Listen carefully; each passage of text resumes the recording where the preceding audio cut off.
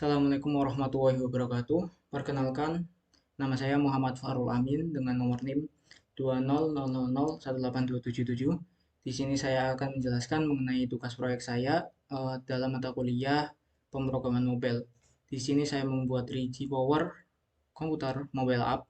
3G Power komputer di ini sendiri merupakan suatu perusahaan yang berjalan di bidang IT yang melakukan jual beli seperti komputer, laptop, dan alat elektronik lainnya. Nah, di sini eh, mobile app ini sendiri memiliki beberapa fitur seperti registrasi user, login, CRUD produk, transaksi produk, riwayat transaksi, hapus akun, dan logout. Nah, langsung saja saya akan mendemokan aplikasinya. Oke, saya mulai dari awal. Di sini ada onboarding untuk ya pertama untuk memilih antara user atau admin. Kalau misal kosong itu tidak bisa mulai, jadi harus dipilih salah satunya. Misalkan user. Di sini bisa langsung masuk menggunakan email atau kita melakukan daftar terlebih dahulu buat akun. Misal nama lengkapnya Rul Amin.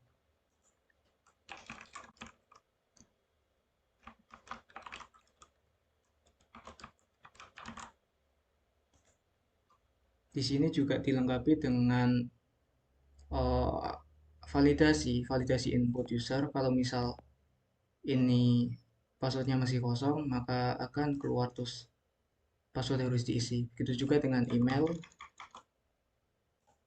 uh, email dan nama lengkap dan konfirmasi password.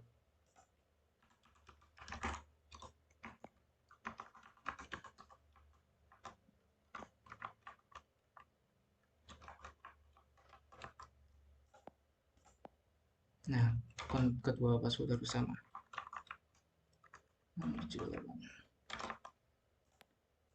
Oke, lalu masuk menggunakan akun yang tadi sudah didaftarkan.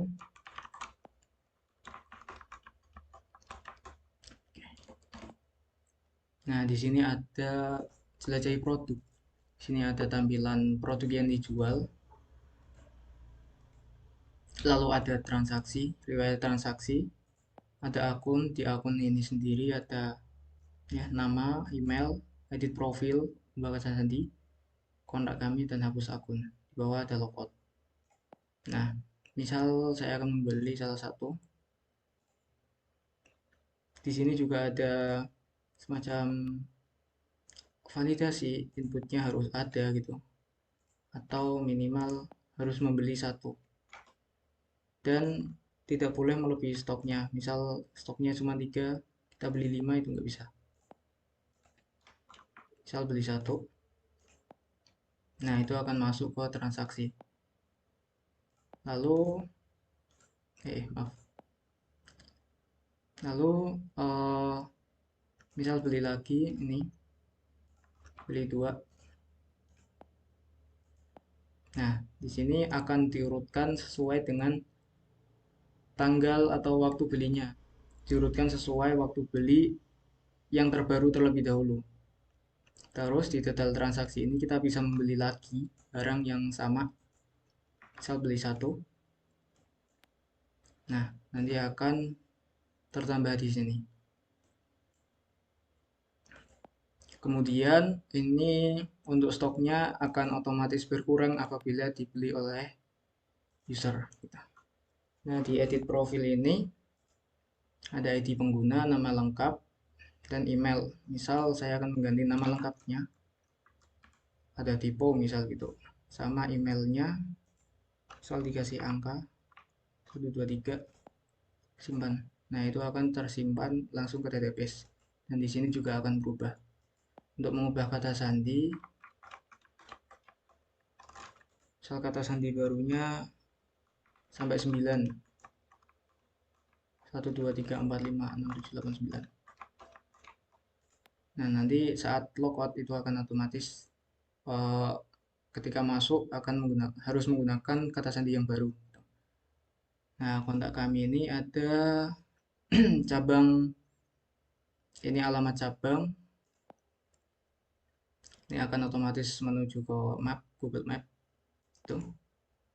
Ini ada media, misal TikTok, Instagram, Mail, WhatsApp. Nah, ini juga GitHub saya. Tuh. Misal salah satu aja.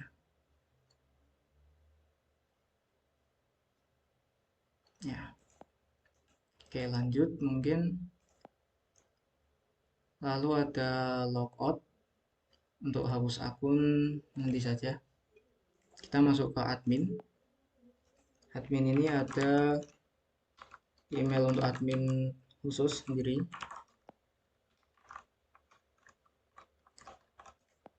Oke. Nah, di sini admin dapat melakukan tambah produk, edit produk, dan hapus produk. Misal tambahkan satu monitor stok misal 10 gitu. Harganya 1 juta, garansi 1 tahun. Nah, maka akan otomatis tambahkan di bawah. Di sini juga bisa di edit update data. Misal tambah jadi 12. Terus tadi yang stoknya sedikit, yang ini bisa ditambah juga 10. Nah, akan otomatis terganti gitu. Nah, misal mau menghapus, ini bisa dihapus data, akan hilang, berhasil dihapus gitu. Nah, transaksi itu tadi itu juga muncul di admin. Ini dari semua user gitu. Nanti tampilannya juga sama. Untuk edit profil, ini apa pengguna sama email ini hampir sama seperti yang ada di user. Kontak kami juga sama. Ubah kata sandi juga sama. Nah, kemudian di sini saya akan buat oh, akun baru untuk dihapus. Misal.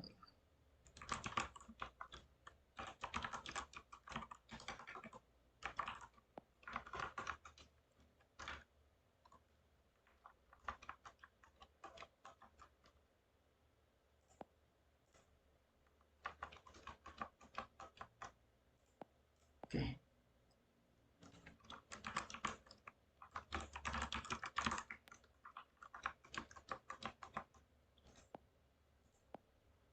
Nah, untuk melihat secara langsung di database itu bisa diakses di sini untuk usernya.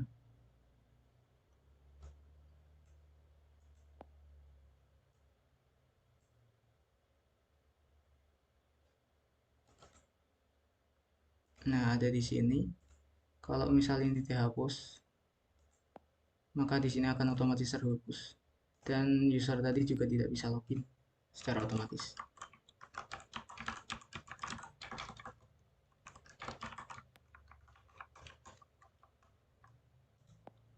Oke.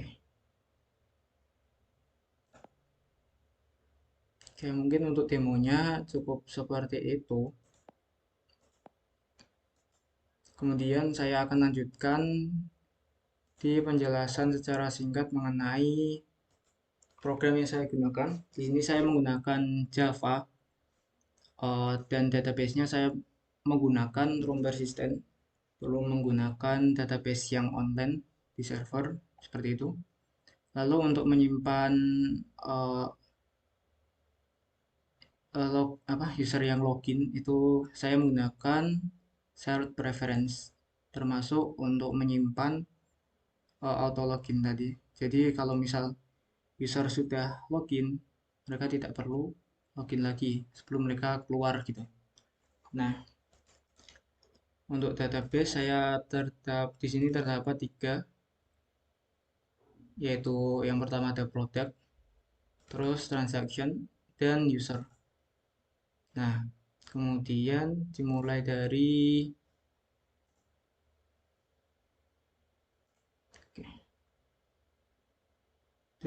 halaman main. Nah, di sini untuk mempermudah saya menambahkan isian dari database-nya di main activity. Ini untuk sebagai placeholder. Kalau misal mau dihilangin juga bisa secara langsung gitu. Ini hanya untuk splash screen saja. Di sini ada handler post delete seperti itu. Kemudian di login,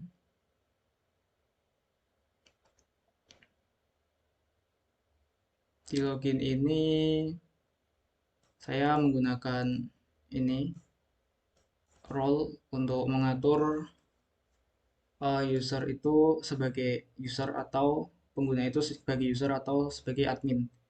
Auto login itu untuk masuk secara langsung tanpa login gitu. Sebelum user logout. Lalu login user key untuk menyimpan ID user. Oke, untuk menyingkat waktu, saya akan menjelaskan secara singkat saja. Ini untuk shared preference sebagai awalan untuk mendapatkan menghubungkan shared preference-nya. Kemudian ini untuk menyimpan ID yang ada di XML-nya. Nah, di sini ini hampir sama seperti yang di awal. Kalau adminnya itu belum ada, kita tambahkan admin. Ini untuk login. Nah, di sini saya validasi terlebih dahulu apakah user itu udah valid atau belum gitu. Nah, untuk fungsinya sendiri ada di bawah. Nih, apabila ini untuk admin itu bakal ke sini mencari apakah ada admin, apakah di situ email dan passwordnya itu benar, maksudnya ada di database ini untuk user. Lalu objeknya itu akan dikembalikan. Nah, kalau objeknya itu nggak null, maka ini bisa masuk. Ini intent ke home activity. Di home sendiri saya memakai ini bottom navbar di menu, bottom nav menu. Nah, untuk tampilannya saya membuat menggunakan fragment. Ada product fragment, transaction fragment, sama account fragment. Untuk product fragment itu yang di sebelah sini mungkin saya tunjukkan.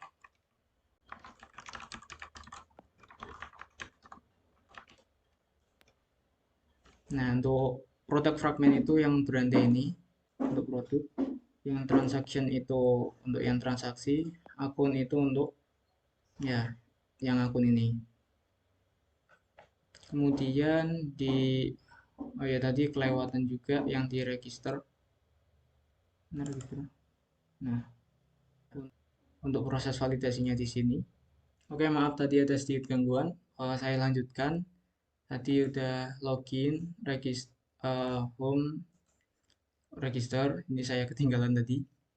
Untuk register ini hampir sama seperti login, cuman di bagian autentikasi, di bagian validasinya ini lebih banyak karena inputnya juga lebih banyak. Dan di sini proses pembuatan user itu terjadi.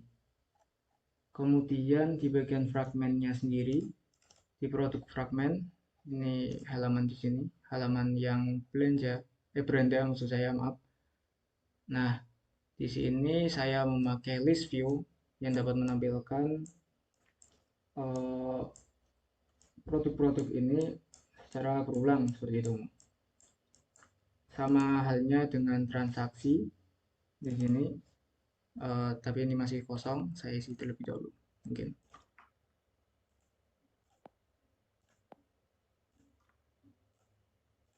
Oke, nah transaksi ini juga saya menggunakan list view, uh, lebih tepatnya menggunakan adapter view ini. Nah, kemudian ini juga saya memakai list view untuk yang di akun fragment. Ini lebih ke array adapter, lebih sederhana karena cuman ada satu baris seperti itu. Oke, saya lanjutkan di add product.